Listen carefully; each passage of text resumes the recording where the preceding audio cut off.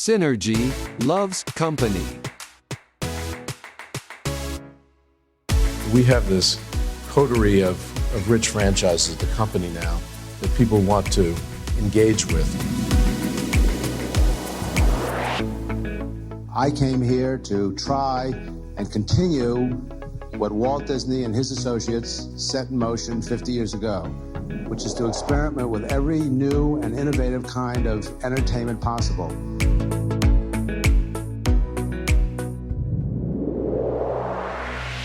It's what we hope to do here, to really develop something that, well, just more than an entertainment enterprise. It's something that contributes many other ways.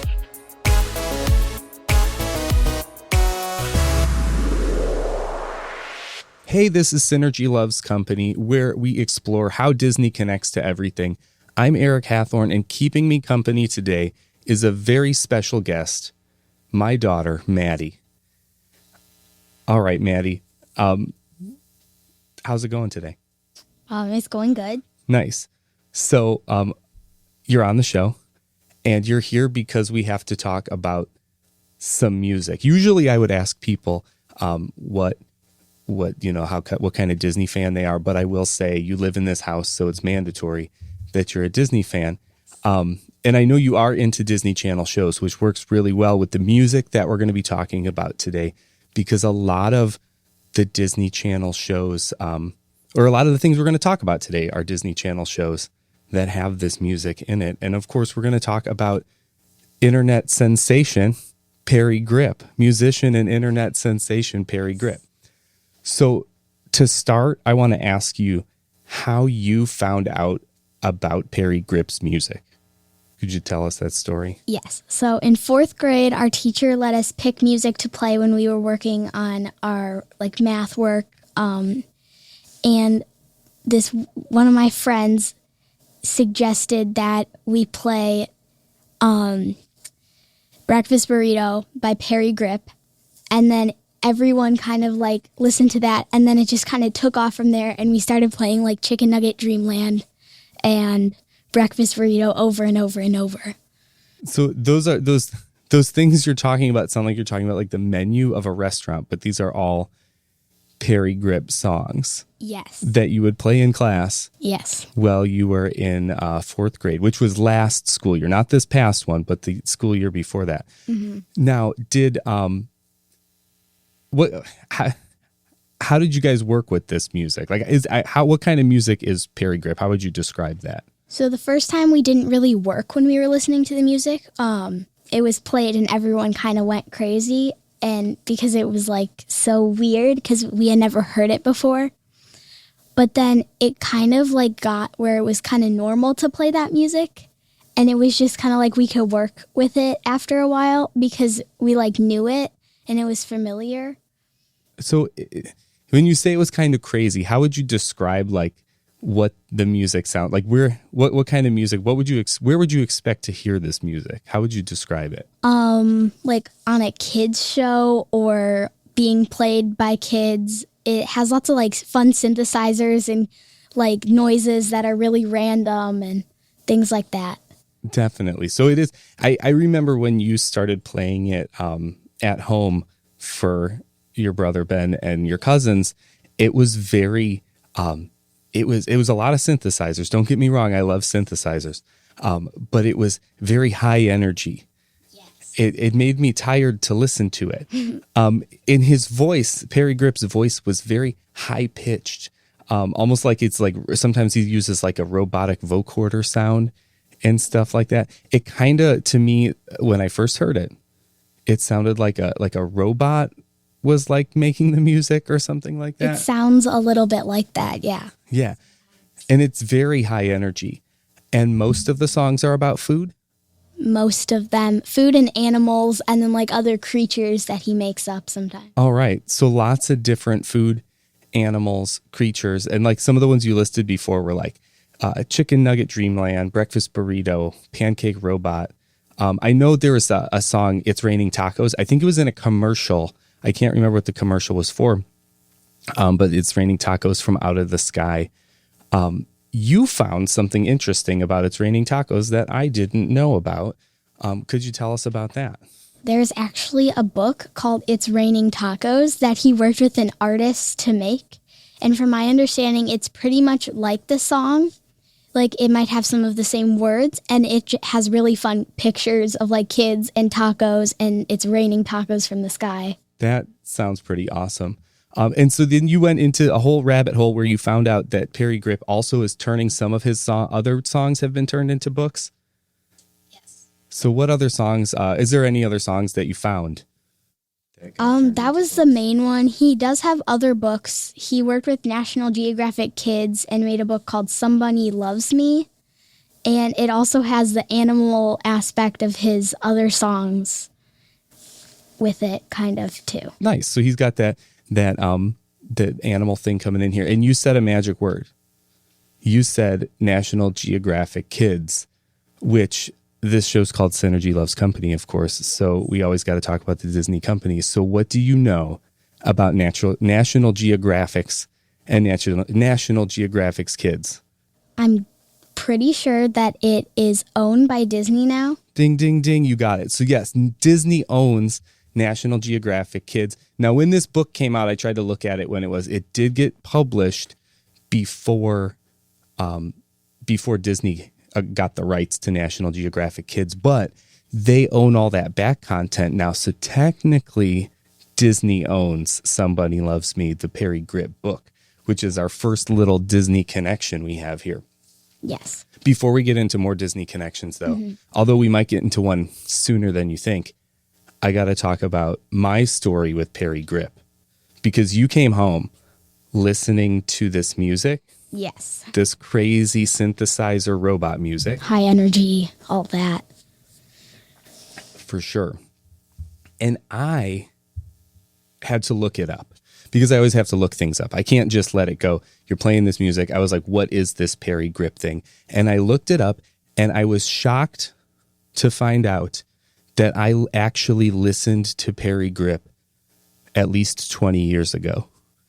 And I didn't even know it.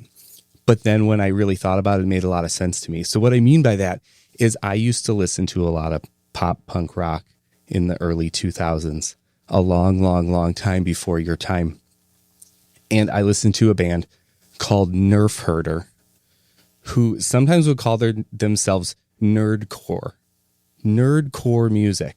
Because That's interesting. They're kind of nerds, yeah. And Nerf Herder, of course, we did talk a little bit about this before recording. And you didn't necessarily know too much about where Nerf Herder, that word, came from. No. So then I had to show you that it came from Star Wars, and it's what Princess Leia calls Han Solo. She calls him a scruffy Nerf Herder. And, that we could have maybe consulted with Ben, our resident Star Wars expert in our house. But their name is named for a Star Wars reference. So they were already kind of Disney connected in there. We got to go back, though, 20 years and remember Star Wars wasn't yet fully Disney. We still had some Disney Star Wars connections with like Star Tours and some things in the parks. But it wasn't fully connected yet. But yes, it does then become. So all these things he did so far have become Disney over the years. So Nerf Herder was this band I listened to back in high school. And I will say, I probably wouldn't recommend it for kids, because I tried to find you some Nerf Herder music, and there was only a couple of songs that I was like, oh, we could play this for Maddie to listen to get an idea of what Nerf Herder sounded like, because the other ones are not ones that you would necessarily approve for kids. So we had a small list of ones to choose from. And one we did listen to was called I'm the Droid You're Looking For, which of course goes deeper into Star Wars. Star Wars, droids, all that. Right. So when I played a song like that, and I played some other ones for you, this one about Weezer and stuff like that. What did you think of Nerf Herder when you heard them? So I kind of connected it to Parry Gripp because it had some of the same stuff. Parry Gripp sometimes has like rock pieces of it, like guitars, drums, stuff like that. And Nerf Herder had more of that. It still had synthesizer, but it was kind of like flipped, like it had more of the rock and less of the synthesizer, where Parry Gripp now has more synthesizer and less rock, but it still had both. Let me ask you this, now that you say it's kind of flip-flop, because that's a good point. I didn't think about that before. Do you think, from what you heard about Nerf Herder and what you know about Parry Gripp, do you think we could take a Nerf Herder song and flip it and Parry Gripp could like cover himself and play a Nerf Herder song like I'm the Droid You're Looking For, but as a high energy like synthesizer dance song like Parry Gripp? Do you think he could do that easily with his songs? Like, do they have enough of the same feel and energy? I feel like if you take certain songs that they will go easier than other ones, but I do definitely think that that is a possibility. Yeah, so you could kind of hear the Nerf Herder in Parry Gripp, and you could kind of hear the Parry Gripp in Nerf Herder. Which was, I think once I looked him up and I listened to it that way, I was like, I totally see now that even though this music is crazy that you guys are listening to, because it's fast, it's short, and it's loud.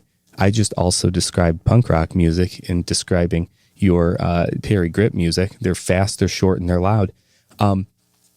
It kind of has a lot of the same DNA. The things that make it what it is, I think they do share a lot in common between the two. So Parry Gripp, actually, when I was looking more at it, he got his start in the kids' music world by playing like these little songs. He would make like meme songs. So he would like make a song up for a meme on the internet was one thing that he would do. And then another thing he did was he made up fake commercial jingles. That is interesting. And so those things kind of went viral for him. And that's how he kind of got moving with his solo career. It wasn't like he was doing serious music. He just was doing some goofy, fun songs. And so he was making commercial songs. He was making meme songs. Of course, he grabbed the attention of some people who were making TV shows. And that's where his music starts, I think, getting bigger and bigger for kids in some ways that I don't think kids listening to his music realized it was him at the time. So he started making music for TV shows, and he started his first one that kind of has a Disney connection is he made the intro song for the Marvel Superhero Squad show. Something I did not know about. Yeah, something I wasn't too familiar with either, because it came, even though it's on Disney Plus right now, you could watch it on Disney Plus right now as we speak. Like if we I did not know that. If we fired up the TV, we could watch it right now. But it started and ended before Disney was like, it started before Disney was before Disney owned Marvel. So it was on Cartoon Network and not Disney Channel or anything like that. So Disney kind of got hold of it after the fact. So it wasn't like they hired him for the Marvel Superhero Squad show, but we did take a little watch and a listen to the theme song. And the theme song, what would you say it sounded more, if we had like a timeline or a spectrum, we could say, and we had Nerf Herder on one side of it and Parry Gripp's solo stuff on the other side. And we'll kind of put these things in this spectrum. Where do you think the Superhero Squad show would fit on that spectrum? I feel like it would be pretty close in the middle, but a little more of Parry Gripp's solo than it was Nerf Herder. Okay. It was definitely more, it had more of the rock elements to it, which Parry Gripp does have sometimes, but it was kind of goofy and fun and stuff like that. So yeah, it's probably a good middle point where it's kind of him moving from Nerf Herder in the middle over to that kind of goofy Parry Gripp sound. I like that.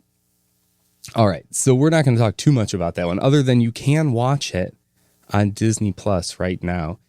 If you wanted to. Ben might like that show. He does like some deep cuts like that. Well, yeah, and it is kind of a cool deep cut because when we looked at it, it came before Disney got Marvel, so it has a mix of the Avengers and the X-Men, and like all sorts of characters that Marvel had, but Disney didn't necessarily have yet.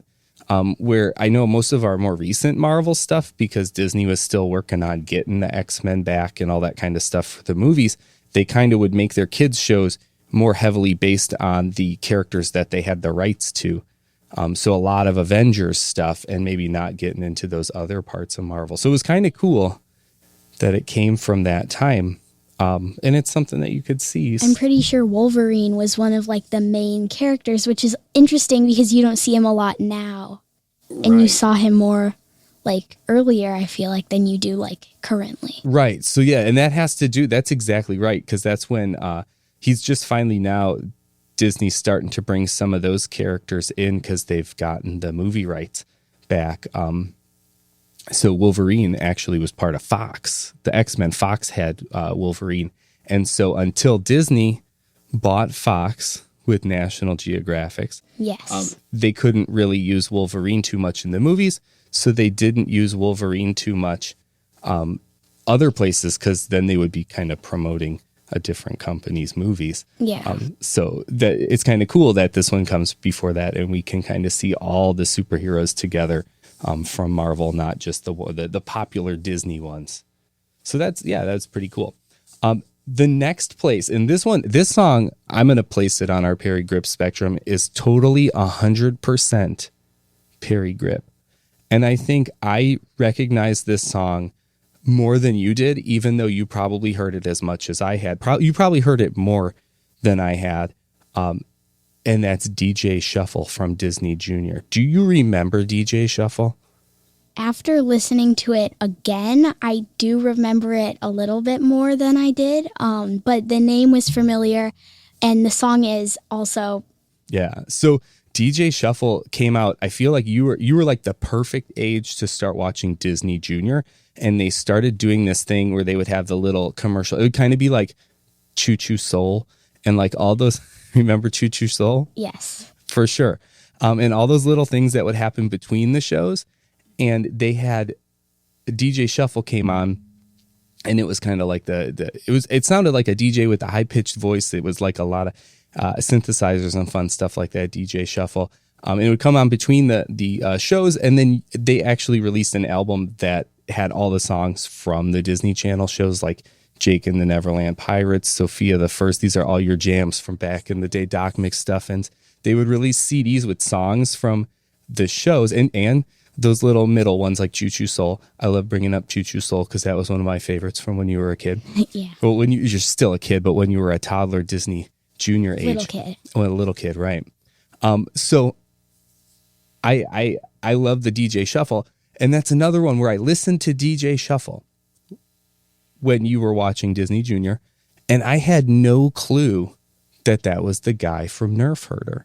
I would listen to it. I would hear it. It was this crazy song. That's totally on the side of Parry Gripp, his newer stuff, and it was kind of fun and exciting, and I thought it was a fun song. Now I feel like it's easier to like figure out when he's in stuff because we know him better, like from his newer songs, like Breakfast Burrito, Pancake Robot, stuff like that.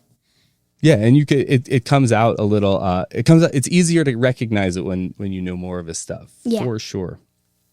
And so this, so DJ Shuffle was on Disney Junior, and then at the same time, around the same time on Disney XD, there was a show. Actually, it was on Disney XD mostly, but I think it showed up on Disney Junior and regular Disney Channel too.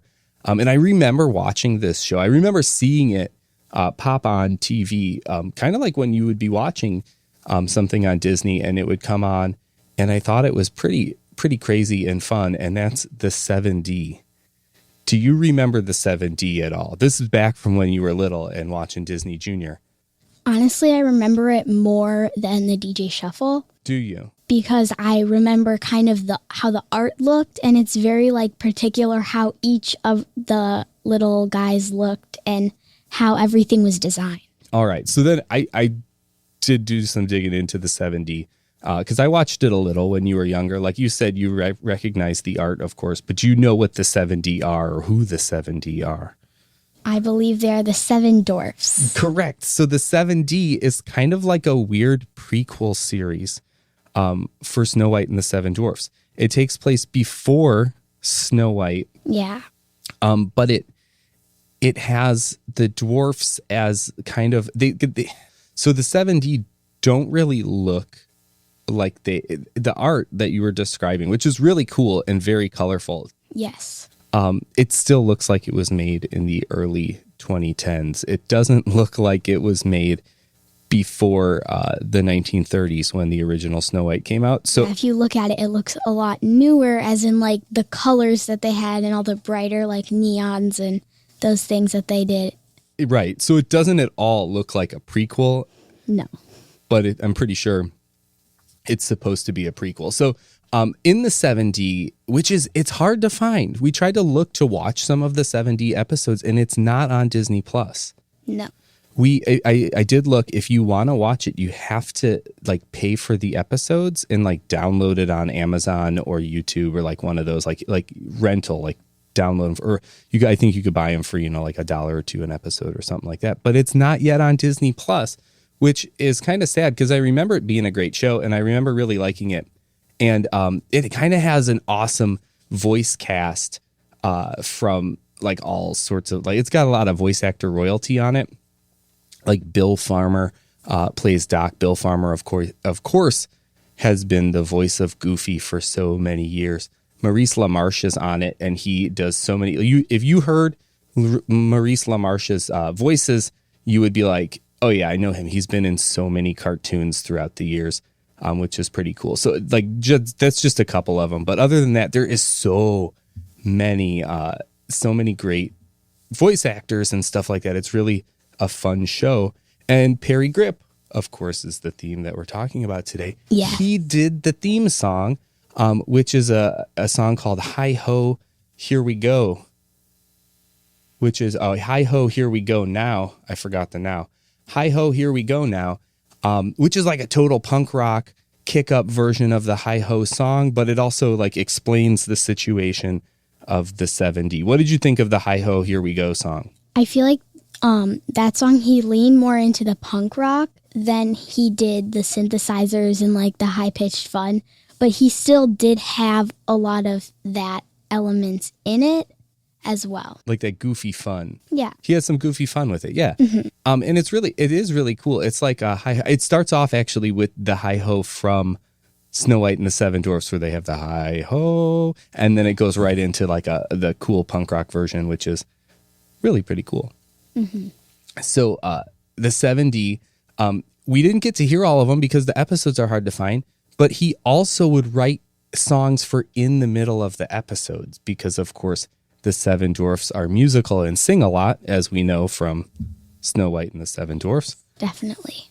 And he wrote a bunch of really cool songs for the insides of the episodes. I remember some of them, but they were also kind of hard to find because the 7D isn't as easy to find as it used to be. It's not as popular now as it was then. No, maybe we have to start a hashtag 7D on Disney Plus, right? To get people to try to get it back That on would Disney be nice Plus. because I like to watch a lot of the shows that I watched when I was younger again and again and again. Yeah, you kind of binge watch stuff. I do that a lot. You do that a whole lot. And actually that brings me to the next show that Parry Gripp did, because this is a show that you haven't watched in a while, but you used to watch it a lot.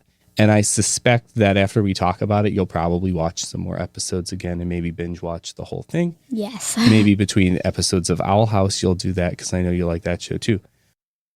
But we will talk about this next one is Star versus the Forces of Evil, which I never watched a whole lot of. I watched it sometimes with you. And when I watched it, I really liked it. I thought it was a really good show. But I know you watched it. It was on for a while. Why don't you tell, since you are the Star versus the Forces of Evil show, or fan, you're the fan of the show. Why don't you tell us about the show and all the, like what it's about, what happens in it, who the characters are, all that kind of stuff. So it's pretty much about this girl named Star, and she goes to Earth to prove her responsibility with her magic wand. And she meets lots of friends there, but sometimes the monsters from her world come onto Earth, and her friend have to fight them and try to like get them out again. All right, so they're like, she's trying to fit in here on Earth, but monsters keep coming and attacking them, and Yes. those would be, I would guess, the forces of evil. Yes. Because it's her versus the forces of evil. So this is one. So far we've been talking a lot of shows, kind of Disney Channel shows and things where Parry Gripp did the theme song. Parry Gripp does not do the theme song for Star versus the Forces of Evil. So why are we talking about him? Could you tell me why we put him on this list here? So his song is actually one of the character's ringtones. So Star's friend Marco from Earth, his ringtone is called Space Unicorn, and it is one of Parry Gripp's songs. It is usually used as his ringtone, but it's also other places because it's one of Star's favorite songs. Nice. So she probably would just, since it's his ringtone, she'll probably just like call him up just to listen to the ringtone. I'm pretty sure that happens sometimes. Gotcha, because it is a pretty cool song. That's just like so Parry Gripp didn't write that one for the show. They just chose one of his songs. It's one of his originals that they put in as the ringtone. So that's kind of cool. That's kind of the difference here, because so far all the ones we've talked about with Disney shows have been him writing a song for the show. And in this case, they just liked his song so much that they picked it and put it in the show. Yes, it's kind of funny because it has a little bit of a backstory. So Marco picked it to be kind of sarcastic towards Star, but Star ended up like loving it. And every time she plays it, he's like, why did I do that? I meant for this to be like a sarcastic thing, not something that I hear over and over. So he kind of did it to like make fun of her, to troll her a little bit. And then she ended up loving it so much that it kind of got back at him. Yeah. That's kind of hilarious. I like how they use that, because it is kind of one of those, like I said at the beginning with those songs that you were talking about, they're like high energy. Space Unicorn is very high energy. It's goofy, synthesizers loud, all of that kind of stuff. Yeah. For sure. All right. So Star versus the Forces of Evil, that one we're getting kind of newer into stuff that you binge watch all the time. Like you said, sometimes you love to watch shows over and over, Disney Channel shows. And there's another one that I think you and Ben have watched. I don't know. It seems like you guys have watched a bunch of it. And it's a perfect time to talk about it because I know you're just starting your summer vacation. Yeah. So, of course, the famous summer vacation Disney Channel show is Phineas and Ferb. Yes. So there may be some, I know Phineas and Ferb is like one of the big popular, super famous Disney Channel cartoons. Mm-hmm. Perry the Platypus had a attraction in Epcot where you had to find him all over Epcot a while back. So a lot of Disney fans know about Phineas and Ferb. But it's like a computer game with Perry in it. Oh, yeah. Oh, that's right. I forgot about that one. You guys would play that one a lot. That on the game. Tablet. Yeah, that was it. Was Perry trying to? Was it like a "Where's My Water" type thing? Yeah, you had to get it, and then Doofenshmirtz would like do stuff to like get at him, and then you would have to like rescue different like things. Oh, that's right. I forgot. I totally forgot about that one. Yeah. So Perry the Platypus has been, and Phineas and Ferb too. They have been all over the place, and I think a lot of people know about the show. But could you still tell us a little bit about what's the deal with Phineas and Ferb? Tell me about that show.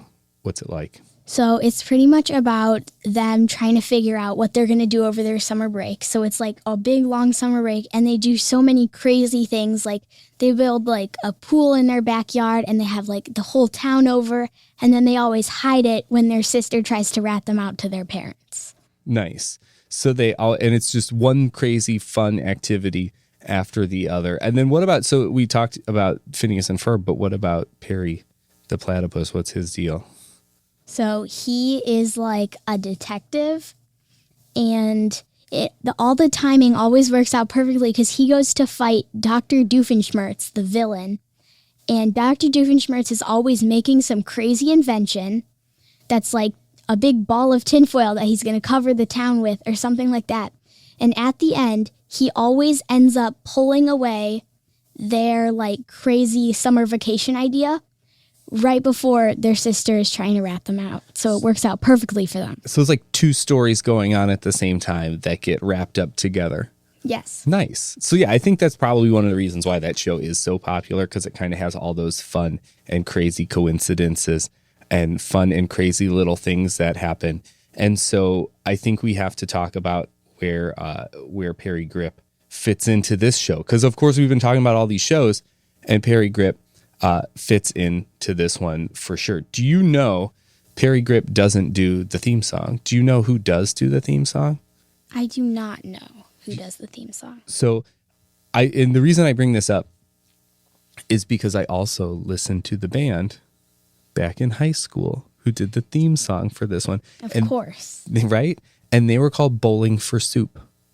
I think you have told me this before. Yeah, I probably, every time you watch that show, I'm probably like, that's Bowling for Soup. Yes. Doing the songs to that one. So Bowling for Soup did it. So I almost wonder if Bowling for Soup helped get Parry Gripp on this show. That's probably not true, but I'm going to pretend that it's true because they might have known each other from back in the punk rock days. It's a possibility. It's a possibility. So in my mind, that's what happened. That's a story. What happened. But I don't think that's true. But I'm going to say in my mind, that's what happened. Probably not, but that's what you're going to say. Is it believable though?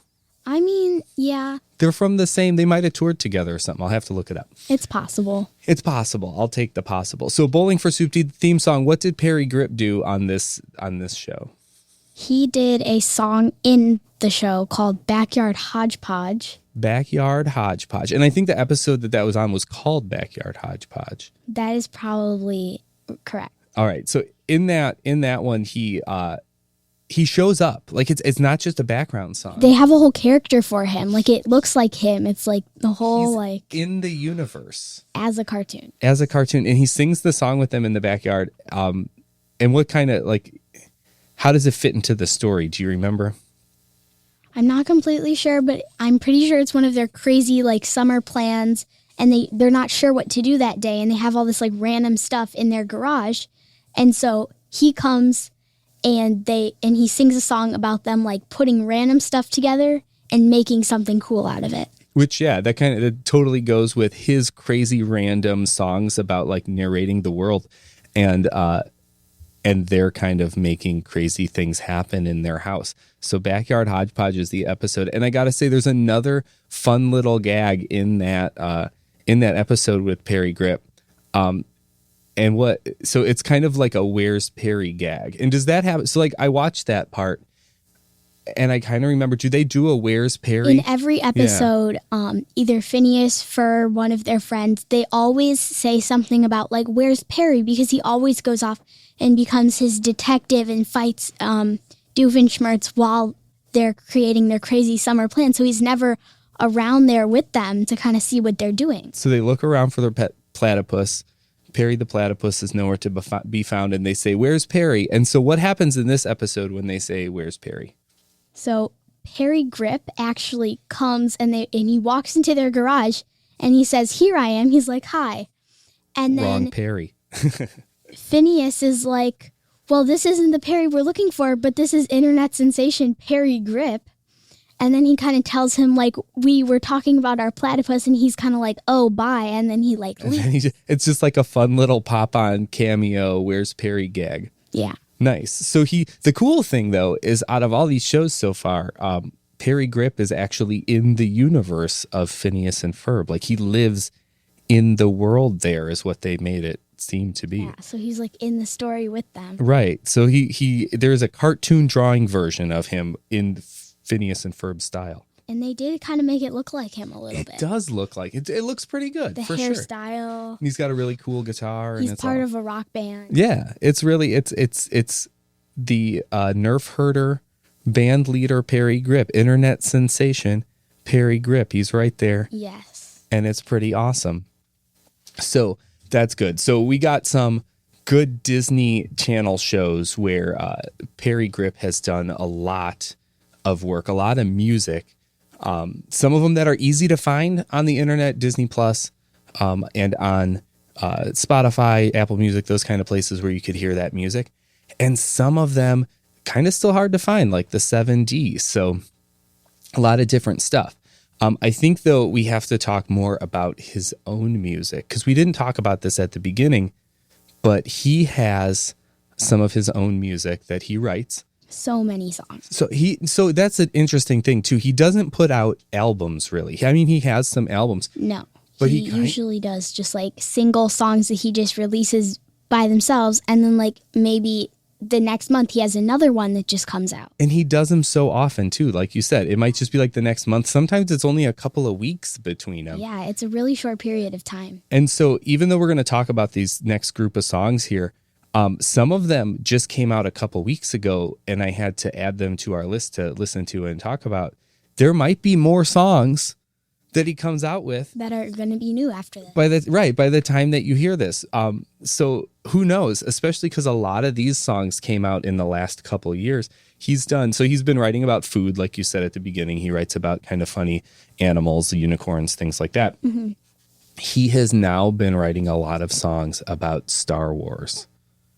He's getting into that Disney a little bit more. He's getting into that Disney a little bit more. Going back to the Star Wars Nerf Herder. Right. Oh, so yeah, it all kind of goes. It always comes back to Star Wars, right? So he's got started with it, and now it is again. He's definitely a big Star Wars fanboy. Yes. Yeah, he's probably hanging out in Galaxy's Edge as we speak. Yeah. All right. So he did some songs. Let's talk about some of the songs that he's done Star Wars themed. So the first one I want to talk about, I think, is maybe the oldest one. And that's his song, Baby Yoda.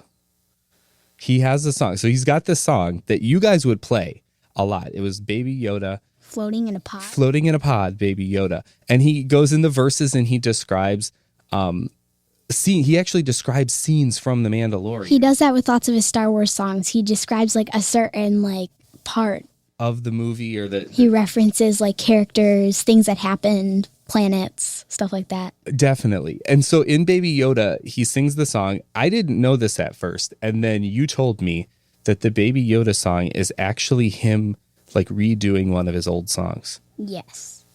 So one of his songs originally, I'm pretty sure is one of the first ones he did. It's Baby Monkey riding backwards on a pig. That sounds really like weird and ridiculous and crazy, but he redid it to be Baby Yoda instead of that. I listened to them both like back to back. They sound like exactly the same, like melody wise. They just have like different words and they talk about different things. They're a little bit different, but overall they're pretty much the same thing. I have to ask the next question then. Which one do you prefer? Would you rather listen to Baby Yoda or Baby Monkey riding backwards on a pig? As you know, like many people, I am a very big Baby Yoda fan. Of course. So I would definitely pick the Baby Yoda one. But I'm guessing there are lots of people who would pick the original Baby Monkey over the Baby Yoda. Yeah, some people just like the original because it's the original. Yeah. For sure.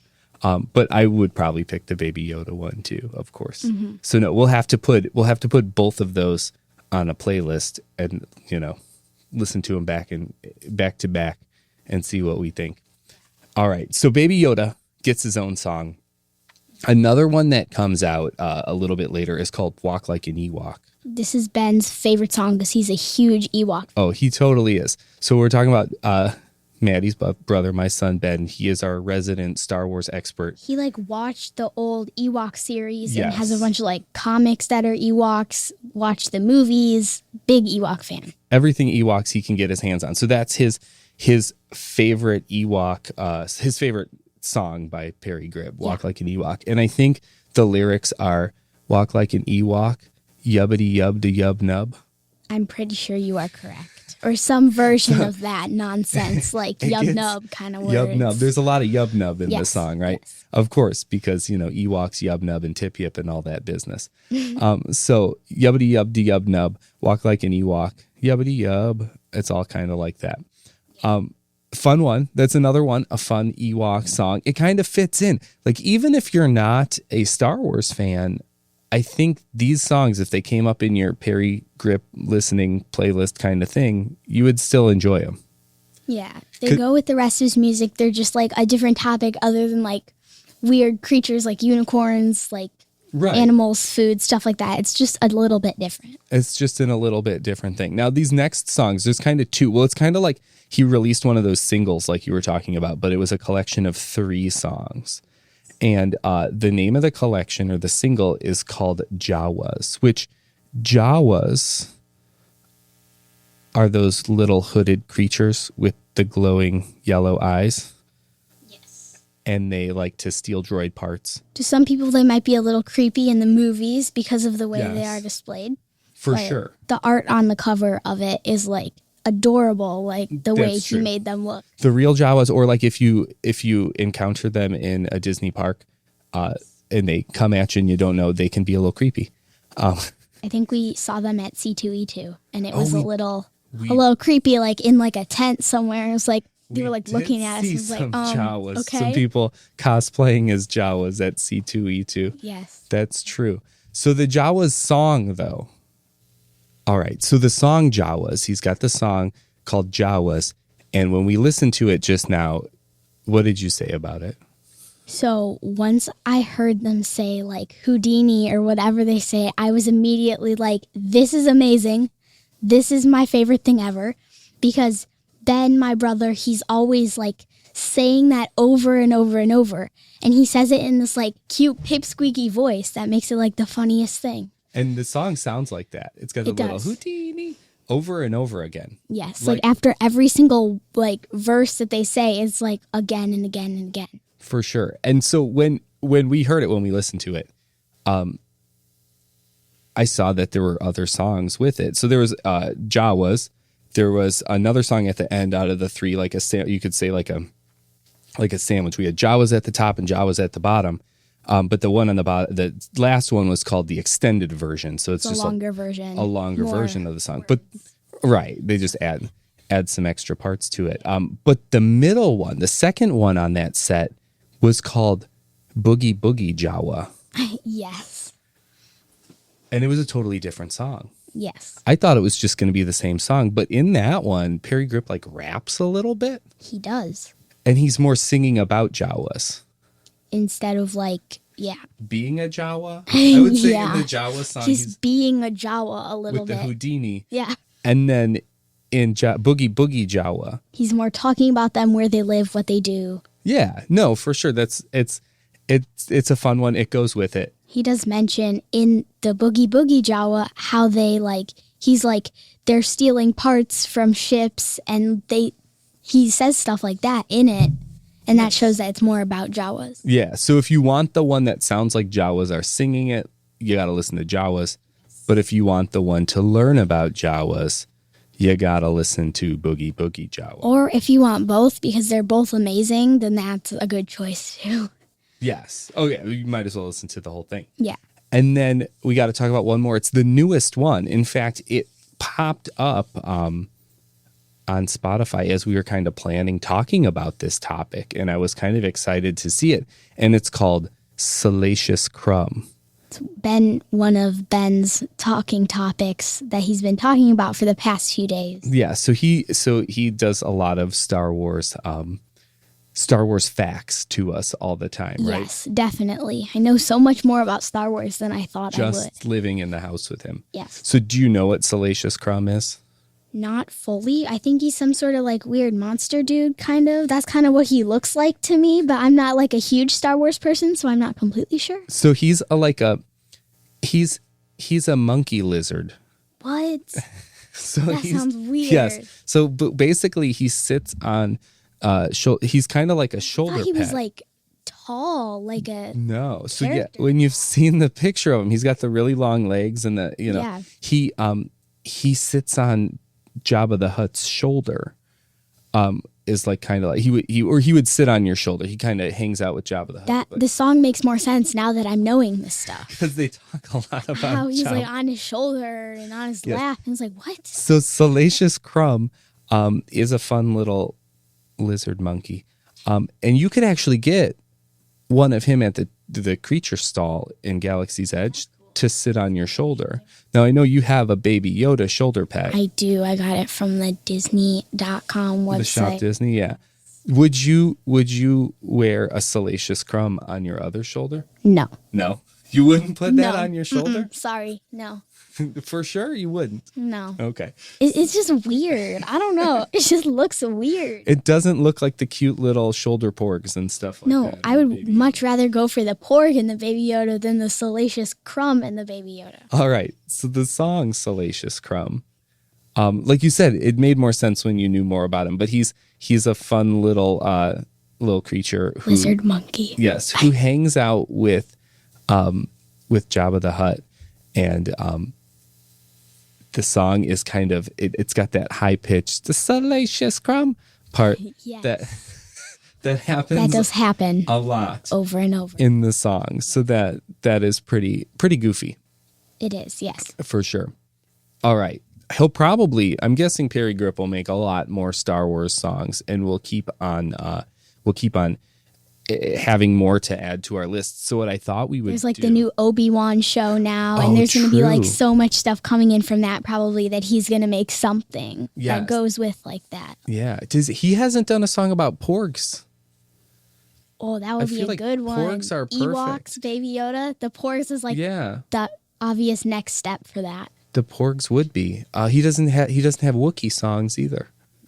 That would be a good Yeah. one too. I think porgs though. I think you're right. That's Porgs would be the obvious natural next step. I'm next guessing. step. For He sure. got the Jawas. He has the Baby Yoda. It's just the next thing to do. Porgs. Nice. So if there are like more Star Wars Parry Gripp songs, what we'll do, I didn't say this yet. We kind of talked about playlists and fun stuff like that later. With this podcast, I think you and I need to put together a playlist. All the songs we talked about. All the songs we talked about, maybe some more too, because I'll try to find some more Nerf Herder songs. Other ones that'll we fit. find like And other we'll- Star Wars ones maybe. So yeah, and we'll put them all together. We'll put kind of all the ones we talked about and maybe some extras together so that people could find it and follow that Spotify. That way you playlist. could just get all the songs. You don't have to look for them each individually. Right. Like find them all on YouTube, Spotify, Pandora, Apple Music, something like that. We'll try to get them all right there in Spotify. That way, just like you said too, since a lot of Parry Gripps are singles and not albums, you'd have to like listen to one, find the next, and all that. So that Scroll through all of them. right. So we'll put them all together, and then if there are any new Star Wars ones, we'll continue to add them too. So if you follow the playlist on Spotify, then you'll be able to listen to them. If a Porg one comes out, Porg we can one- put that one on exactly. there, stuff like that. Awesome. Yeah. So, okay, I got to ask one last question. Out of all of the Parry Gripp songs, and we can go back to, because we're making this playlist, we can go back to the beginning and the ones that aren't Disney related at all, and then the ones he did for Disney shows, and then his Star Wars ones. Which one do you think is your favorite out of all those ones? I think I would have to say Breakfast Burrito because it was the first one I was introduced to Parry Gripp with. Nice. So it's kind of like the classic for me. And like other people who I've introduced the songs to, they always hear Breakfast Burrito first. That's the first one they hear. Nice. Now, there you go. So Breakfast Burrito is a great starting one. Maybe he could make some songs about it. So now that you're talking about Breakfast Burrito, and we're talking about the Star Wars ones, I think he needs to make a Ronto rap song. A breakfast Ronto rap song. Yes. Because He could take the breakfast burrito like Right? he did with the baby monkey riding backwards on the pig and just turn it into a new one. for a breakfast Ronto rap, That would be a good idea. yeah. Then he could bring it all together, or he could do some other fun Yeah. Star Wars food. He's got Star Wars creatures he's Yep, got to do. stuff like that. Star Wars food. I love it. All right. So we've been talking about kind of Galaxy's Edge stuff in here too. Mm-hmm. So I got to ask this question. I got to say, Maddie, you just finished a school year and you just finished recording a podcast. Now what are you going to do? We're going to Disney. I didn't even tell you I was going to say it like that. No, You I just knew because you talk about it so much. Yeah, so we're about to go Everyone to talks about it, Disney World, Walt Disney World. We're going to road trip down there. What are you most excited about doing in Disney World?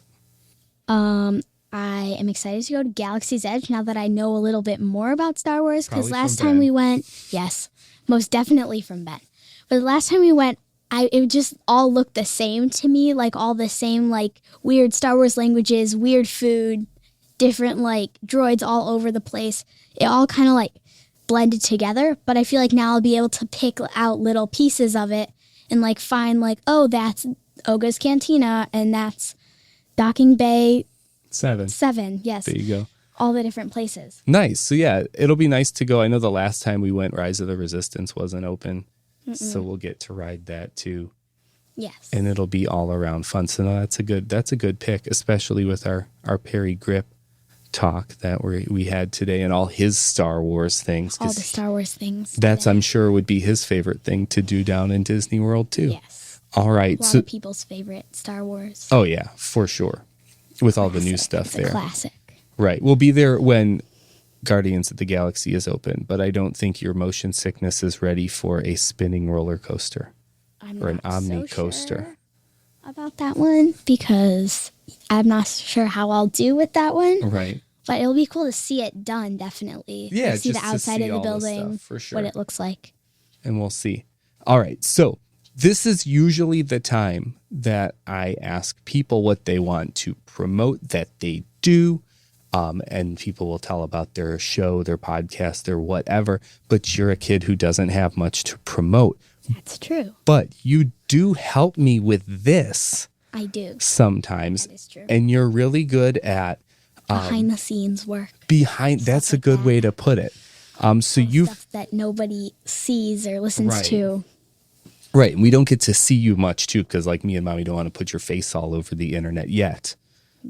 Because you're not old enough to have your own social media account and all that stuff. But That's true. but you do help me a lot with kind of the video parts of this podcast. And I haven't really talked about the video parts of this podcast yet because this has mostly been audio, but there is a YouTube channel. There is. And you help me make some things for that. And you help me film me because I'm not good at filming myself. Little like intro clips and stuff like that. Right. So It's easier to have someone behind the camera than you doing both parts. Right, helping me frame my shots and stuff because you're really good with the video. Yeah. You also always ask me to do some sort of Art, Canva stuff. Canva stuff. Canva stuff. Can I use Canva and make Yes. something for? I just want to do something with Why Canva. don't you make something in Canva that has to do with Parry Gripp and Disney? Nice. I And could we'll- use his little like hamster like image. Yeah. That's his like And- account image. I'll use it to help promote the show, so you can make a Canva thing. Nice. And then, of course, yeah, if you want to see me and you want to see some of Maddie's behind the scenes work, go subscribe and watch my YouTube channel. There, I'll put a link in the show notes. It And doesn't have like the full episodes. It has Right. little parts of the episodes that's good. about like specific things that they talk about with different guests and stuff. That's good. I'm glad you explained my YouTube channel because I totally forgot to explain what it was. I was just like YouTube channel, but yeah, no, it is like you said. It's little clips of And it's audio and video. Right, it's So you got- get to see you get to that see part too. right. See get what you look like. you can see what I look for Yes. sure. Yeah, if you want to See what see you what look like. what I look like, Or the guests. See what the guests right, look and like. the guest. That too. You can do that and see what I look like on Yeah. on YouTube. So That's like yes. the only reason that you would watch the YouTube channel, to see what people look like. I don't think it's the only reason they want to listen to what the show's Well, about. that's too. true. Yeah. And this is the YouTube channel is a good way to introduce it to like your friends and family. You show them, give them the link to the YouTube channel, and then if they like it, they can go listen to the full thing. Oh, I like the way that you put that because it's just a little small snippet, not the whole if you episode like at it, once. then you can Oh, I like that. do the whole thing. There you go. So we're going to not just put you in charge of behind the scenes things, but I'm going to put you in charge of my marketing team. Could you do that too? Yes. All right. Well, thank you so much for being on my show. I'll pay for your travel that you Yeah. spent to get here, which was $0 because we both live in this house. Yeah. Yeah. And Just a little bit of walking, Just and a then little- I'm there. well, yeah. Okay. So there you go. I'll reimburse you for travel. Nice. So, all right. So yeah, thank you for listening to Synergy Loves Company. You could find me online. I'll put the link to my YouTube channel in the show notes. It's Synergy Loves Company on YouTube. You could find me on Twitter at Eric H Synergy. And until I see you next time, have a great one and look for synergy out there. See ya. With Disney. Yeah, Disney synergy Disney out there. synergy specifically. Yeah, look for Disney synergy out there in the world, and we'll see you next time.